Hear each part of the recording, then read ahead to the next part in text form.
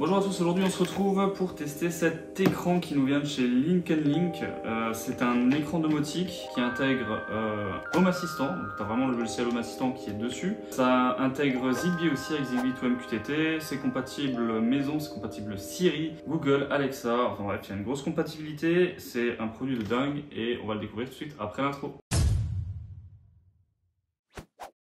Ok, donc en gros c'est une tablette domotique, c'est-à-dire que on a un écran pour contrôler notre domotique, mais en plus de ça on va avoir un serveur Home Assistant à l'intérieur, on va avoir une puce Zigbee, on va pouvoir avoir du coup Zigbee to MQTT également à l'intérieur, donc c'est aussi la version serveur qui est à l'intérieur, et on va voir il y a encore d'autres choses qu'on va découvrir au fur et à mesure de la vidéo. Donc déjà la tablette elle se présente comme ça, donc malheureusement il y a un petit bord noir que je suis pas très fan, je suis vraiment pas fan du petit bord noir. Je pense que je vais mettre des autocollants bois pour que ça colle un petit peu avec ma déco, ou alors je fais carrément tout un cadre en bois autour, je sais pas encore, mais c'est dommage que ce soit pas vraiment borderless, hein. Ça c'est vraiment un truc que j'aurais apprécié. À l'arrière on va avoir un bouton on-off, on va avoir ici un truc pour l'accrocher, là c'est une plaque aimantée, donc on va pouvoir l'aimanter au mur.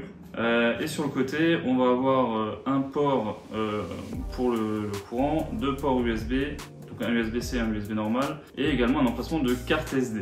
Donc je sais pas trop ce qu'on peut faire avec, on va voir ça. On va avoir ici un haut-parleur, et il me semble qu'à l'avant on a un petit micro, et également un petit capteur de présence peut-être, on va voir ça. Ensuite, à l'intérieur de la boîte, on retrouve également le petit chargeur, ainsi qu'une base. Donc là on a une petite base justement aimantée je pense. On va avoir le câble, le chargeur qui est en USB, un chargeur USB tout basique, parfait. On aura également à l'intérieur ici une notice et une lettre de remerciement.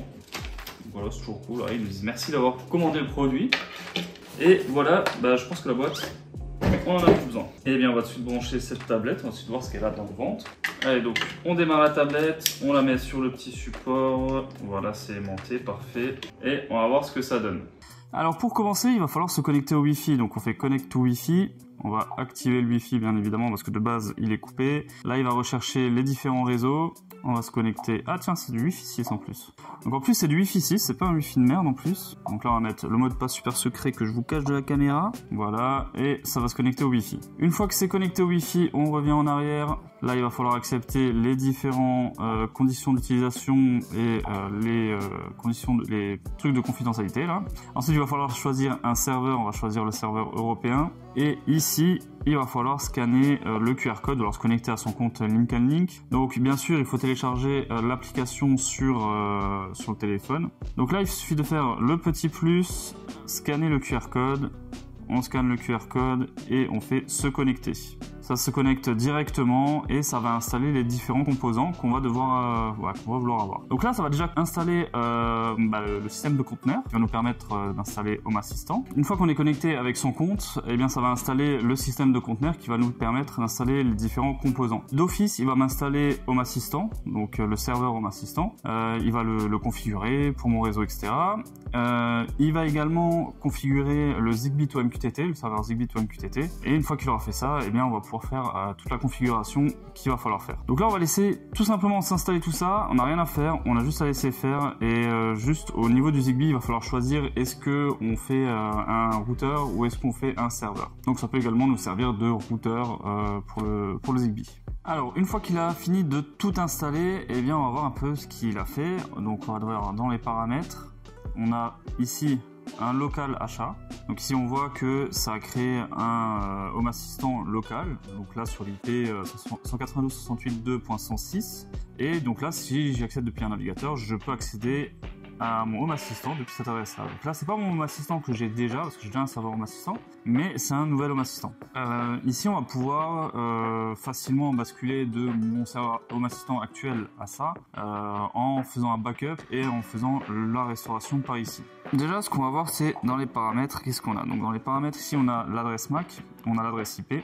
Là on a des paramètres système, on verra ça un peu plus tard. On peut choisir la time zone justement qui est pas correcte. Tac, on va prendre la time zone, on va prendre la région qui est plutôt France. Donc là il m'a bien pris France et la zone de Paris.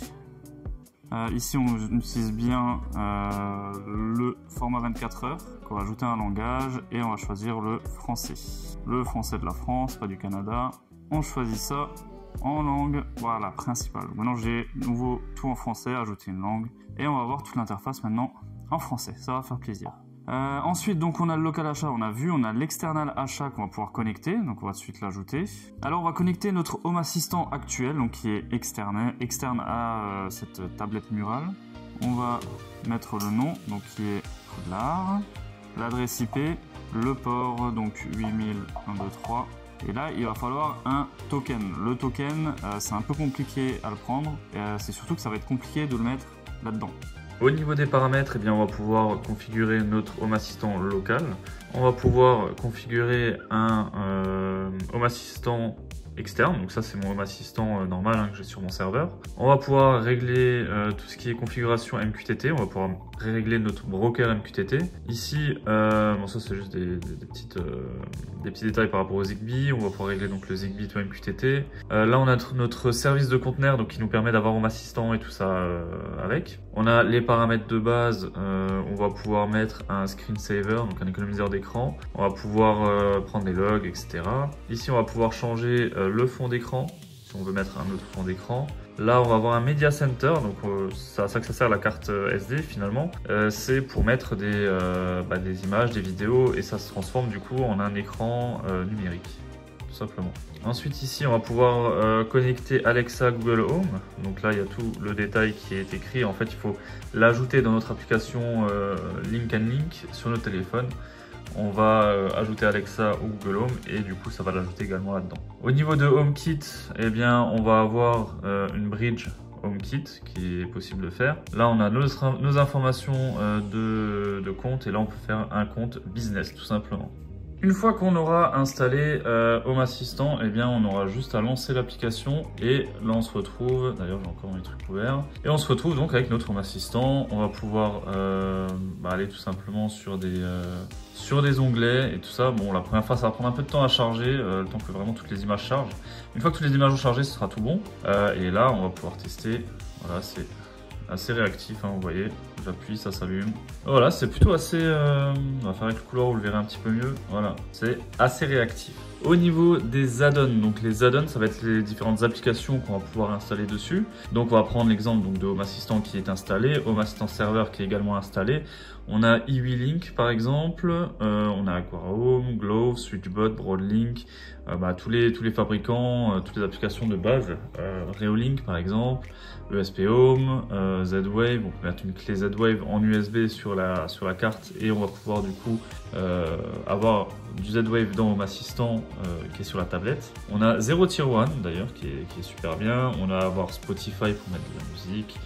MariaDB pour de la base de données, HAWeb SSH pour se connecter en SSH, même si je vois pas l'intérêt de se connecter en SSH avec la tablette, mais bon ça peut toujours servir. On a Cloudflare par exemple.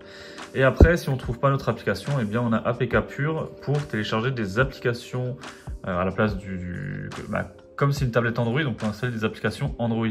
Donc à la place du Google Play Store, on peut l'installer avec APK Pure. Pour créer un token, il n'y a rien de plus simple. On va sur notre profil, donc on clique bien sur Nicolas ici.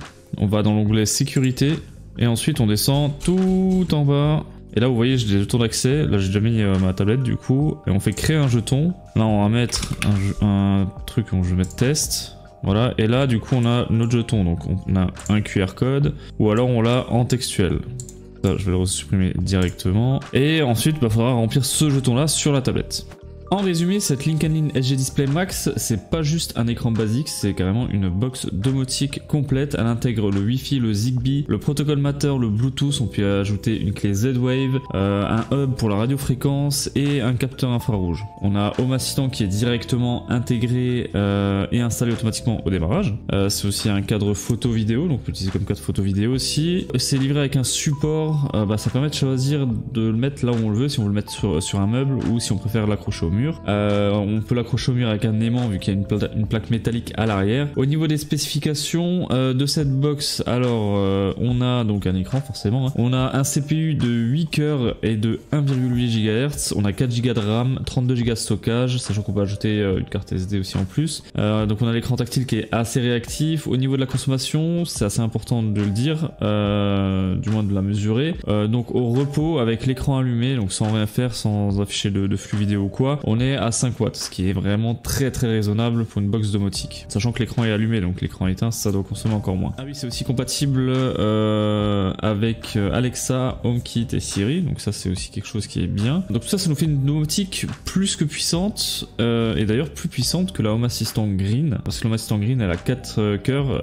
celle-ci elle a 8 cœurs. Au niveau du prix, Link & Link propose deux modèles, donc on a un premier modèle à 199$ qui a uniquement 4 cœurs, donc là c'est vraiment l'équivalent à la Home Assistant Green, sauf qu'il y a un écran en plus. Et on a un modèle à 219$ qui elle a 8 cœurs, et c'est ce modèle là que j'ai testé. C'est un moment que je cherchais quand même un écran avec une bonne résolution, et là je suis plutôt assez ravi, assez content. Comme toujours, je vous mets le lien dans la description. Merci d'avoir regardé cette vidéo jusqu'au bout. Si t'as aimé, n'hésite pas de mettre un petit pouce bleu, ça aide l'algorithme YouTube à remontrer ma vidéo à le plus de monde possible. Et oublie pas de t'abonner aussi, comme ça tu rates aucune des vidéos. A bientôt pour une nouvelle vidéo.